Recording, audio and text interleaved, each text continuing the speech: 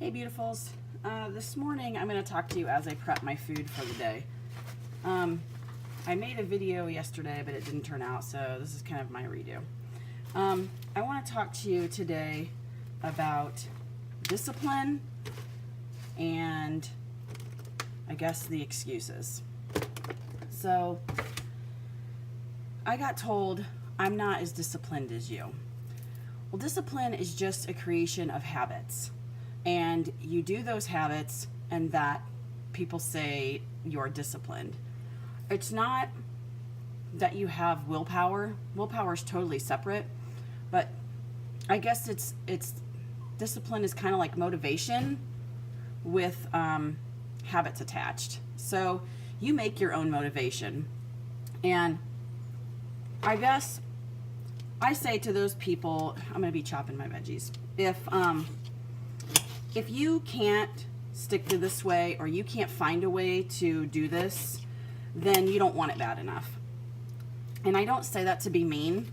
I say that as truth, because you almost have to hit like a rock bottom to where what everybody else is doing doesn't matter, including your family. You have to be willing to go against your entire family, your friends, basically the whole world, because the world is getting fatter, and fat people habits don't make you skinny, don't make you lean, don't make you healthy. The world is sick and they're fat, and I don't say that to like, if you're overweight, I'm not saying that to like be mean, but I'm just saying the habits that we've done as obese people keep us obese. And so you have to go against those habits. Eating out, for example. I really don't ever eat out, like ever, maybe once a month, because guess what people do? They eat out all the time. Heavy people go to a restaurant because they're too lazy to cook or they're too busy to cook. And if you're too busy to do anything, you need to prep ahead of time or you need to slim down your schedule, because it does you no good to anyone else if you don't take care of yourself. You can't take care of anybody else. So this whole idea about being disciplined, I'm not disciplined. I have created habits that have stuck with me and that I just do every single day, and somehow that equals discipline. I don't know. And what a lot of people don't realize is that I have one or sometimes two times a day big meals that I am faced with non-compliant food. I work in food service and I serve government meals. I'm going to show you the list of government meals because I have them on my fridge. And I want you to understand. So I'm sorry if this, okay. That, pause it and look. That is what I'm faced with every single day. I have to take this meal, smell it, put it in front of me, plate it up multiple times, and send it away to people I don't think should eat it. So today we're having barbecue pork on a bun, cream of broccoli soup, mixed vegetables, and pears. Do you not think that I don't want that? Tomorrow is smoked sausage with sauteed onions and peppers, baby bakers, which are little potatoes, a veggie blend, and sherbet. Like, I have this food put in front of me every single day. How do I say no?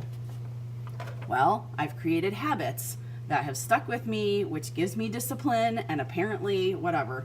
So let me talk about the difference, I guess, between discipline and willpower. Discipline is habits. Willpower is your ability to say no because of a why. So you have to come up with a why you're doing this. And like I said, you hit your rock bottom, and if you haven't, it's going to be really hard. And you have to want it so bad that you're willing to do anything to get it. Just like a drug addict, just like an alcoholic. A lot of us are food addicts. How much do you want to get better?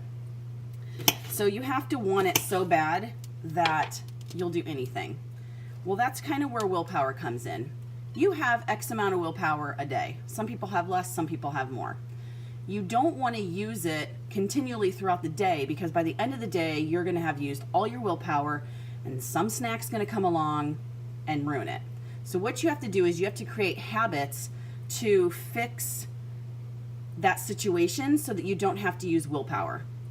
So my willpower is used at lunchtime along with a habit, and then once a week when I go grocery shopping. So what I will do is I will look at the menu. I'm not a fan of barbecue pork. It's okay. I'm not a fan of sausage. So the next 2 days will be fine. However, on Friday, we have chicken tenders, potatoes O'Brien, green beans, and a cookie. I'm going to want that because it's chicken tenders. So another alternative that I have found is actually bringing food that's compliant, that's similar to that. So let's say we have like a barbecue pork ribette. I will bring my barbecue tempeh, which I have a video up on YouTube on that. I will bring that instead because it's very similar to that and it looks almost exactly the same. Now I can't have a bun with it, but I can have a nice salad with that. I also bring so much food that I don't have a choice to be non-compliant. So I can either starve and not eat the food given to me, or I can bring so much that I have plenty of choices. And if you're not hungry enough to eat vegetables, you're not hungry. And you really need to stop eating if you're not hungry. Make sure that you're getting enough calories when you are hungry in your meals to make up the difference for when you're not hungry, you're not constantly snacking, because it's not good to keep constantly snacking. It keeps your digestion moving so much that it can't concentrate on anything else in your body and start healing you. So it's just one of those things that you have to set up your environment to not fail. And that includes every single day. Look at your calendar. Do you have a Bible study every Wednesday night? And do they always bring snacks? Yup. Even though we just get done eating, when we go over there, we tend to pig out on snacks just because everybody else is, and we're not even hungry. So I started bringing my own snacks that are compliant. So I will bring something, I guess not, I don't bring bananas or grapes or anything. What I'll bring is like a trail mix that I've mixed myself. Or I'll bring like maybe apples with my chocolate date sauce so that it's more of a treat instead of a meal. And it makes me feel like I'm not missing out on anybody's stuff when I'm having treats like everybody else. You have to bring food whenever you go to get-togethers and gatherings. So, hang on just a second. Oh, I couldn't find this. If you have a potluck, if you have a birthday party, if you have a cookout, bring your own food. Always, always, always bring your own food. You never know what they're going to bring. You never know what they're going to stick in it. So I've had a lot of times where I've went and they're like, oh, well, I'm going to bring a salad. What they don't tell me is that they're putting a bunch of dressing on the salad so that they don't have to bring dressing. So I get there and I have nothing to eat because I can't eat that dressing. It's full of oil. And the fat you eat is the fat you wear. Also, you know, logging my food keeps me accountable. A lot of people think it's a waste of time. It is not a waste of time. You are like, I think it was 60% more likely to stick to your habits and your way of eating if you log your food. Because if you eat a bag of chips, you write that down, you go back and you say, oh my gosh, I just ate a whole bag of chips today. You know what? Tomorrow's a new day. But at least you've wrote that down and you've acknowledged that you've eaten that bag of chips or you've eaten that cookie or candy or whatever. And that's important. It kind of keeps you in awareness of what you're eating. Also, it's good to log your food because you can check to make sure you're still at an 80-10-10. So the easiest, best way, and most of the doctors that eat this plant-based diet eat at 80-10-10. 80% carbs, 10% protein, 10% fat. Carbs are not your enemy. Carbs that are refined like sugar, bread, flour, all that is bad. But if you look at this salad, it's 80% carbs. I guarantee you it's probably 90% carbs. So it's not carbs, it's the type of carbs. It's processed food. If you eat whole food plant-based, this is maybe 200 calories, but you have 80% of it, 90% of it carbs. This dressing that I make adds another 300 calories. So that's another kind of tip and trick is, you know, stick with your 80-10-10. Lettuce has fat in it. So if you are looking at your food and you grab a handful of nuts, you've just went over your fat for the day, because if you had fruit, that has fat in it. If you had greens and any kind of veggies, those have fat in it. If you had potatoes and rice, those have fat in it without anything on them. So sticking with the 80-10-10, you have to be careful how much fat you're consuming. Protein is another thing too. I have this can of open beans. I can only eat a half a cup of beans a day. Otherwise, and I don't eat grains at all. Not really. So I'm just going to sprinkle like just a handful. Like I can't eat a whole bunch of these.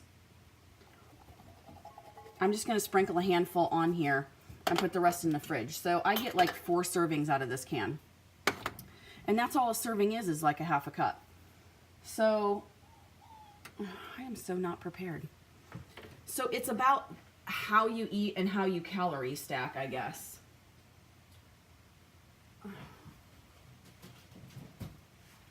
Sorry, I need a lime. Put the lime in the coconut. No coconut. Too fatty.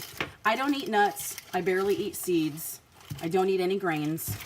And people are like, what do you eat? Food. There's plenty of food. You guys have to look at what you can eat and not what you can't eat. But calorie stacking. So you're hungry, you're famished, you want to eat. First of all, when you first start out, you have to make sure you're eating the minimum amount of calories, which is your ideal high-end BMI times 10. So if you are 5'5", you should be high-end about 150. So you need to be eating 150 or 1,500 calories every single day just to keep your body functioning. If you exercise, you need to eat more. You probably should eat more anyway. And don't worry about these calorie deficits or whatever. And you don't have to count your calories once you know that you're eating about 1,500 every single day or whatever your BMI number times 10 is. It's just to start out, because when you eat meat, you don't have to eat as much as you do vegetables because it is too calorically compact. So this salad here, minus the beans, is about 200. So what I do is I make a dressing of dates. Dates are high calorie. I put 4 or 5 dates in here, some lime juice, the smoked paprika, a clove of garlic, and I only put like 1/4 of a teaspoon of smoked paprika, and some water. Like it says garlic, paprika, dates, and water. Seriously. But because dates have so many calories, so many calories with their nutrition, and they're a whole food, you actually get like 300 calories with 4 or 5 dates in here. So when you add these two together, now you've got 500 calories. If you make a smoothie and you add greens in there, the greens that you're adding are like maybe 20 calories, if that. But they're packed full of nutrients. So you have to add a bunch of other things that have a lot of calories in. My smoothies in the morning are between 500 to 700 calories. Then I have a 500 calorie lunch, and I probably eat the same things pretty much every day. Just because it's easy, it's quick, and when I'm hungry, they taste absolutely delicious, and I can eat the same thing every day. And if you think about it, on your old diet, you pretty much ate the same things every day. You ate some sort of meat, you ate some sort of pasta or potato, and then you had maybe a vegetable. Most people don't even eat fruit. So it's the same thing, you just vary that stuff. And then for dinner time, it's usually 500 to 700 calories again. Well, for me, that's easy. You get your 1,500 calories, and I'm on maintenance mode right now, so that's enough calories for maintenance. You have to just be careful that you're eating enough. Once you know you're eating enough, you don't have to count calories. You just have to make sure you're eating whole foods. And I know I'm talking fast, but I'm already at 14 minutes, and I want to get all this kind of packed in here together. So by bringing stuff like this, when I go grocery shopping, I have to use willpower because I'm faced with 90% of the store that I can't eat or I'm not supposed to eat. So when you go grocery shopping, fill yourself up as much as you can, binging, bulking, you feel awful full, then go grocery shopping. And they tell you this trick no matter when you go grocery shopping on what kind of diet, but do the same thing. So for my Friday lunches, I bring 2 or 3 extra bananas, and I will eat my salad. Usually I eat this and 2 bananas before 3 o'clock, from 11:30 to 3 o'clock. Well, I go grocery shopping And if I have a hint of hunger, or if I start looking and food starts looking really good, that's when I eat my bananas. And I will eat them before I go into a grocery store. Just bananas are about 100 calories each banana. So that's another way that you can quickly add up your calories. Let me put some water in this. Okay, so I'm going to make my smoothie. And right now, no store had spinach, and I don't know why. So I've got my 500 calorie lunch. So let me make my spinach smoothie, or I guess it used to be my spinach smoothie. This is a spring mix organic baby lettuce, and I have a 64 ounce Vitamix. So I'm going to go by cups on here and kind of let you see. And the handfuls I put in are about 2 like this. So, and then I shove them down. So packed in here, it looks like just hair under 3 cups. This is probably about 20 calories. Not enough to sustain you. Today I'm really just like, I'm trying to get rid of these blueberries because somebody gave me blueberries and they're kind of old. So I'm going to put in a couple dates because it's not sweet enough. And that's another thing too. To make my chocolate sauce, you just take like 4 or 5 dates and you add a tablespoon of cocoa powder in there with just a little bit of water, and you blend that up. So if you were looking for calories and you're kind of snacky at night, apples are really good because they're crunchy and they're sweet. And then you add this chocolate on there. And all right, I'm only going to add 2 dates, which is probably an extra 100 calories just in a couple dates. So that's what's nice. Okay, bananas. I usually buy, like, I make sure that there's 5 bananas in a bunch, and this is 1 day. Like, I usually eat 5 bananas in a day, just because I do. I like bananas. If you can't eat bananas, there's other fruit. Mango is really good. So in my smoothie is usually that, and then I put in 2 or 3, usually 3 bananas, and then some sort of other fruit, and then I take 2 or 3 bananas with me to work on top of that. And that's the thing, like, I get up a half an hour early, I pack my food. You could do it at night before you go to bed, but the key is being prepared. You have to be prepared, and you have to prep your food. On the weekend, take a day, cook up potatoes, sweet potatoes, rice, beans, anything like that, and put them in your fridge or put them in the freezer so that you can just grab and go containers. Because when you don't feel like cooking and you need to go to a family outing, you need to be able to have something that you can grab right away. I also buy frozen vegetables, stir-fry vegetables, and then I already have my rice cooked up, so all I have to do is basically microwave vegetables, put some rice on it, and put some soy sauce on it, and I'm good to go.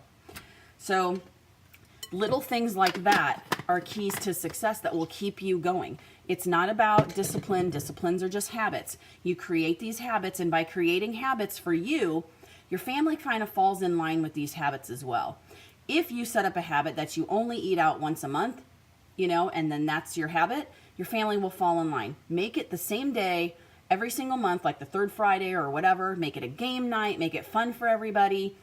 Don't use busyness, lack of preparation for an excuse to eat out. You need to make sure that you have your meals planned for the week. You're going to save money when you go grocery shopping as well. Plan out your meals, know exactly what you're going to make, prep it ahead of time. You know your schedule. Are you busy on Tuesday and you can't make, you know, whatever, like a chili because it takes too long, which really doesn't if you have an Instant Pot. But, you know, it's just things like that. Get the tools necessary to make your life faster. I have an Instant Pot. Oh my gosh, I can cook like 10 potatoes in there, 4 or 5 sweet potatoes in there, and I don't have to babysit it. I can turn it on, cook it, pull it out, put them in containers, put the next thing in, and all while I'm watching TV. So that is crucial. Plus the Instant Pot has a delay start, which means you can put in all the ingredients for your chili, delay it until noon to start, cook it for 4 or 5 hours, come home, chili's done. It's all about finding ways to make your life able to create these habits to give you success.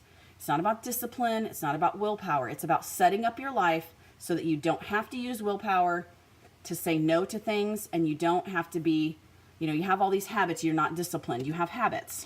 I hate that word disciplined, because discipline for me is your daddy spanking you because you did something wrong. Well, guess what? You're doing something wrong. You need to fix it. The whole idea wasn't to get spanked. The whole idea was to learn a lesson. So if you're not disciplined, learn the lesson. What are you missing that's not keeping you on track and not keeping you compliant? Fix that. Find a way. I didn't have anybody telling me. The only person that I really looked up was I binge watched Chef AJ. So binge watch her, figure out tips and tricks on your own, ask questions, ask me questions of things that I've done. You just have to find a way. There's no excuse to be not compliant except for your choice to be non-compliant. That's the only excuse. I would say there's a 1% of you that have severe food allergies that can't eat certain vegetables or certain fruits or whatever. But you have to understand, grains bother me, nuts bother me, seeds bother me. I'm still fine. I choose not to eat meat. And people think that that's stupid because I don't have a lot of other choices. But I think I have a big, huge variety. I mean, look at all the fruits in the world. Look at all the vegetables in the world. Like, I can eat them all. And to me, that's perfectly fine. And I've also had to butcher my own animals. So I know that you don't always kill the first time, even if you're a professional. Otherwise, there wouldn't be documentaries showing otherwise. So for me, a dog is the same as a cat, is the same as a cow, is the same as a pig. And if you're not willing to eat your pet, you shouldn't be eating somebody else's pet. Because in India, cows are sacred. They would never even dare eat a cow. In China, they eat dogs because they're just running around and who cares? They're just like a cow to them. It's all about culture, and you have to be willing to do something that other people won't do. Why eat your pet if you're going to eat someone else's pet in another country? That's kind of my view. And you may not like it, but whatever. I don't care, because I'm willing to do things that other people aren't willing to do. And I want to see you succeed. And all meat and dairy and animal products do is cause you heart disease and diabetes, the sugars and stuff. It's really not about sugar when it comes to diabetes. It's about fat. Well, if you're eating a lot of animal products, you're putting fat into your cells, which means your cells can't intake sugar. The fat you eat is the fat you wear and the fat that makes you sick. So it's just a horrible, vicious cycle. I hope this video was helpful. I hope that you've hit your rock bottom, that you're willing to do everything and anything that it takes to succeed. Watch documentaries, watch Chef AJ, go on to YouTube and watch Dr. Furman, Dr. Greger, Dr. McDougall. They have talks all over. You have to be willing to do the work. This just didn't happen to me overnight. It took me a year to lose 40 pounds because I was constantly learning and learning and learning. Now I'm easily maintaining my weight loss. So you can do it. You can.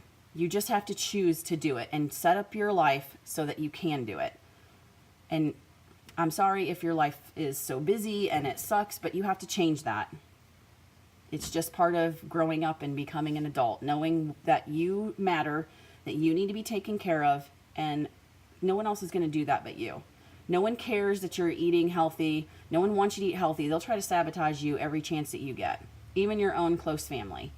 So it's up to you and you alone. Nobody's going to take care of you. Nobody's going to save you when you're 300 pounds, have diabetes, heart disease, and laying in a bed. People don't want to take care of you.